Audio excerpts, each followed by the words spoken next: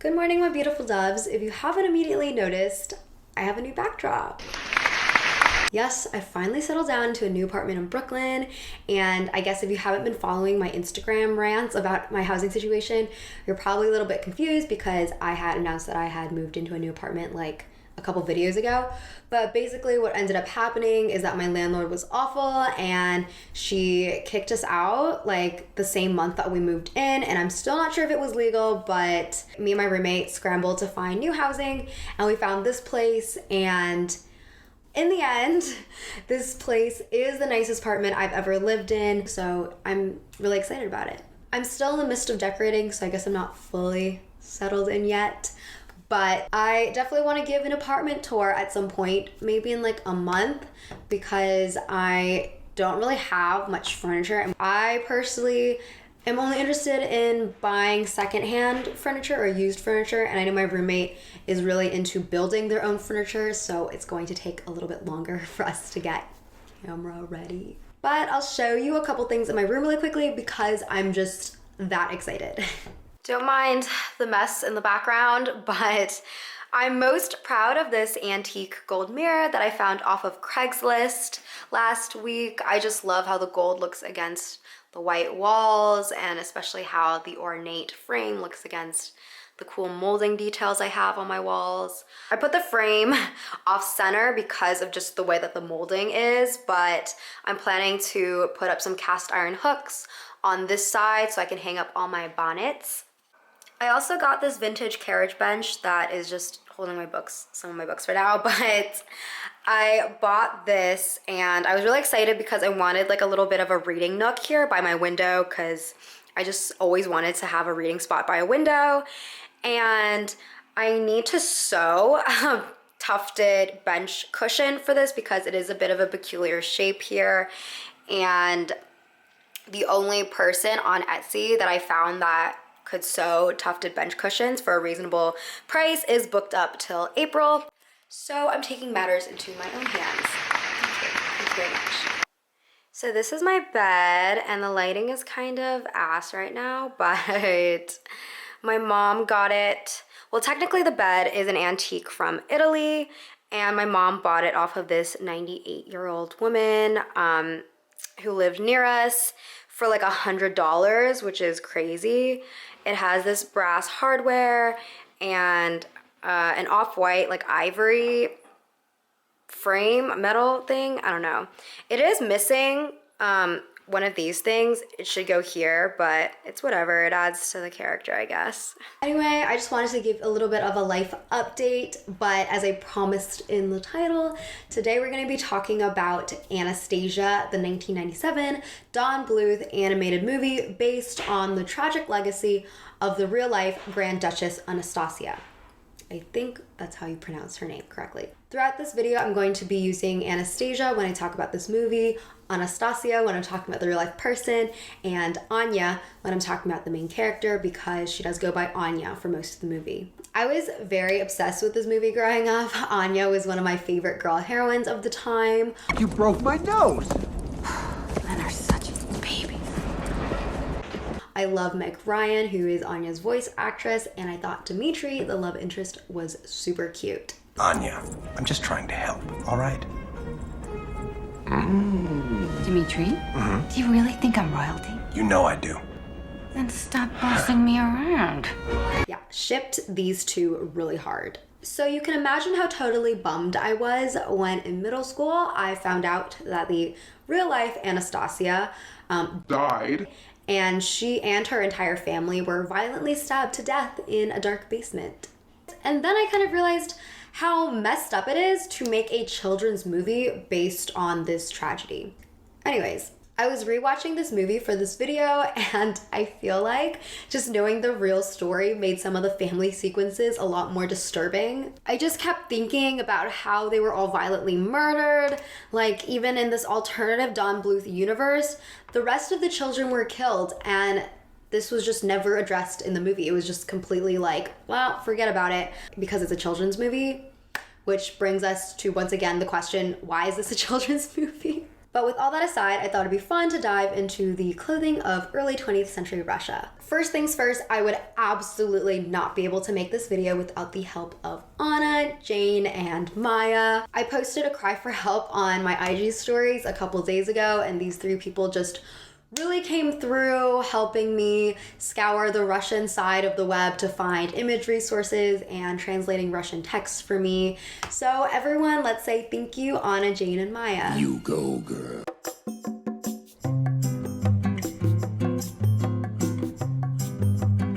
So the movie Anastasia takes place in St. Petersburg, Russia. Anya is 8 years old in the first scene, which takes place in 1916. We first see her at a ball celebrating the Romanov tercentenary, aka the 300th anniversary of Romanov rule. So, fact check, Anastasia was born in 1901, so she would have been 15 in 1916.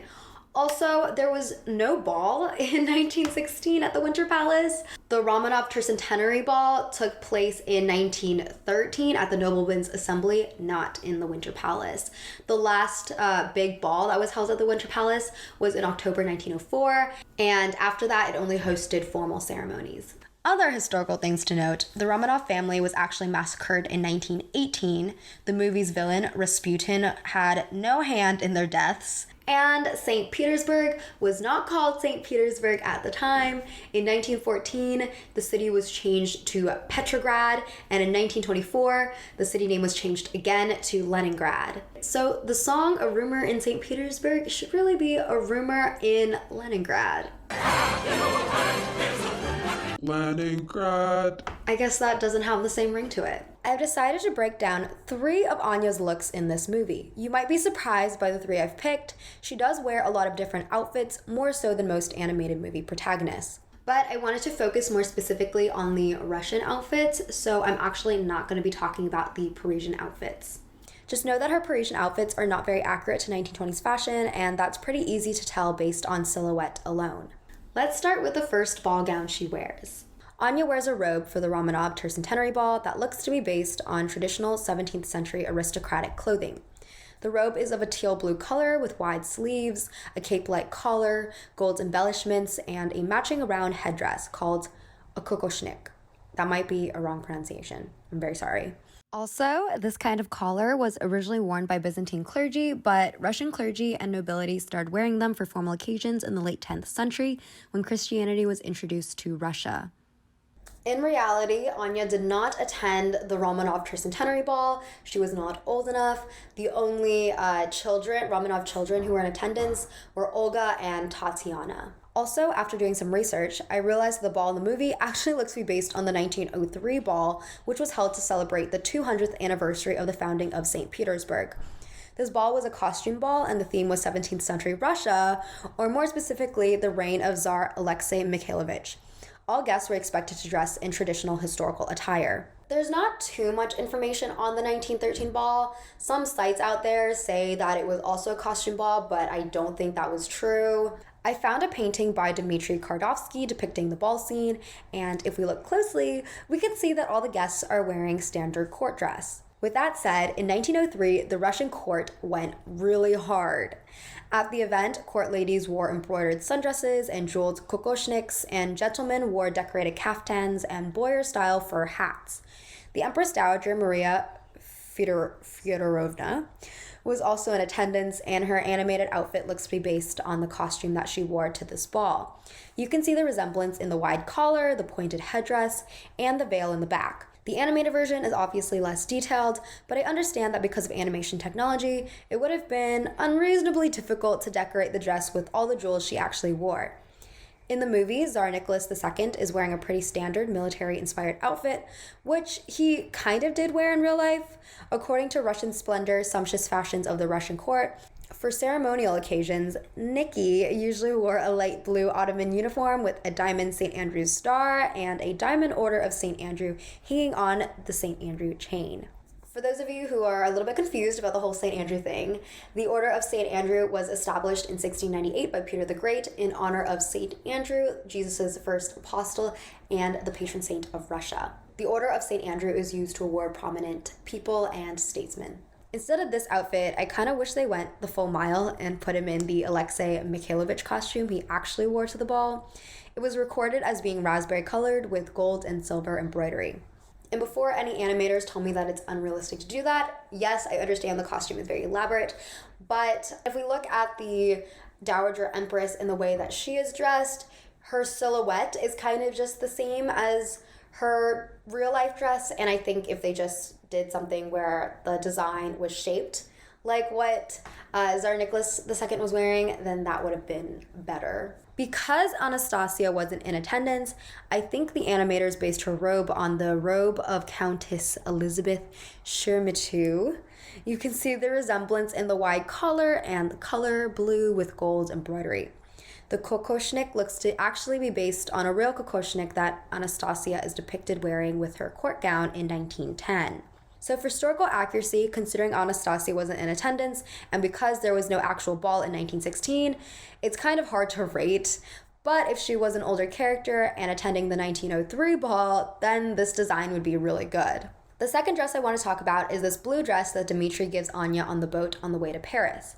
I will point out that there was a bit of an animation goof here because at first you see the dress has a white trim, but then when she puts it on, there's no more trim.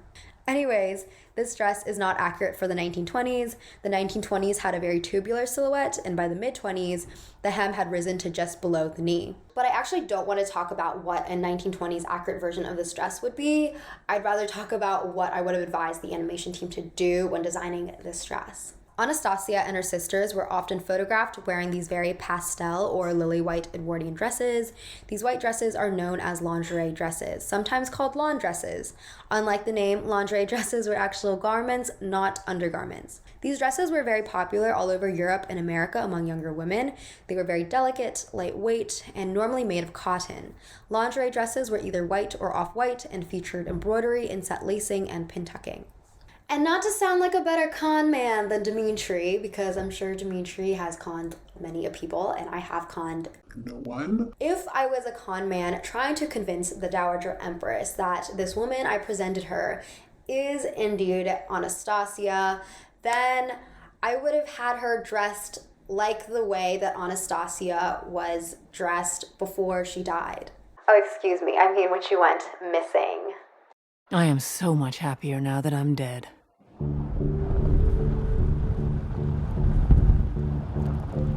Technically missing. Finally, let's talk about Anya's court gown, probably what you all clicked on to hear me talk about. I love this dress so much. It's probably one of my favorite animated dresses of all time.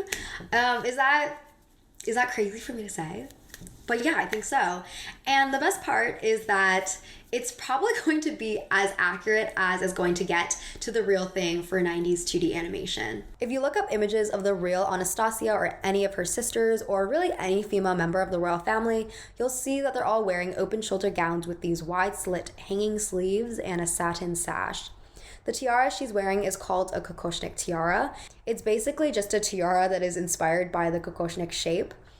What's interesting about 19th and 20th century Russian court gowns is that they had a very distinctive style compared to other European court gowns. This was absolutely purposeful, but it wasn't always like this. From 1700 to 1724, Peter the Great had issued a series of dress reforms with the intention of moving away from Russian costume and towards Saxon, German, and French forms of dress. People initially resisted these clothing changes, so decrees were often repeated. They hung up stuffed animals wearing clothing samples at city gates.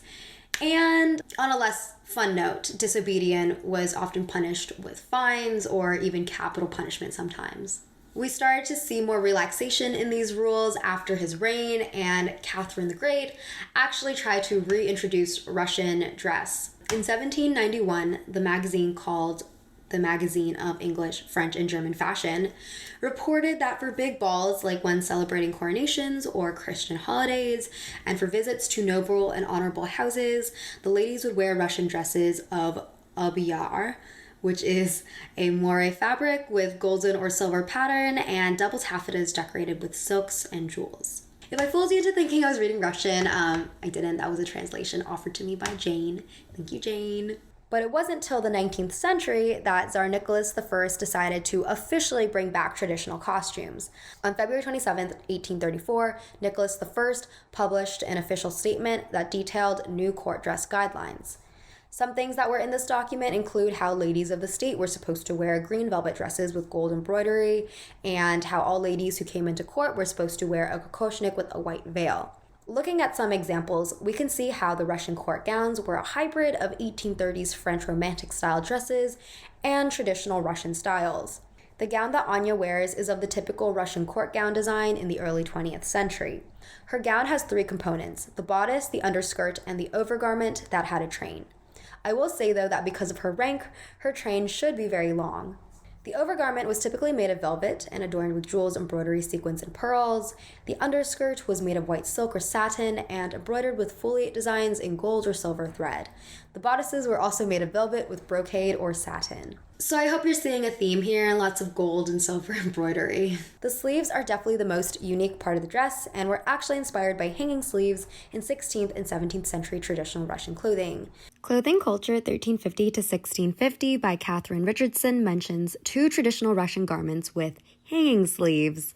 The first is a letnik. We can see how the sleeves are very long and only sewn together about half their length, so the end of the sleeves are hanging freely. There's also another garment that was worn as outerwear called a telogreya. It had extra long hanging fake sleeves. According to Elizabeth Mackey's report on Russian court dress, the official look was designed to make the Russian imperial court look distinct from other European courts, to demonstrate both the authority of the Tsar over the nobility and the unity that he and his court felt with the people. These dresses were so very expensive and show how the Russian imperial family expressed power through dress. For context, Empress Alexandra spent £996 on her coronation gown when the average cost for a British court gown was £300. In conclusion, I think that the animation team did a spectacular job when it came to designing Russian court gowns. Not so much for the rest of the fashions depicted in the movie, but overall, compared to other animated movies of the time, yeah, this was just really good. Also, this entire movie was completely historically accurate anyway, so I think it is kind of funny that the one thing that they did choose to skew on the side of accuracy on were the Russian court gowns. That's all I have for today. Thank you so much for watching. I'll see you all next time, hopefully with more decor in the background. Das Vidanya!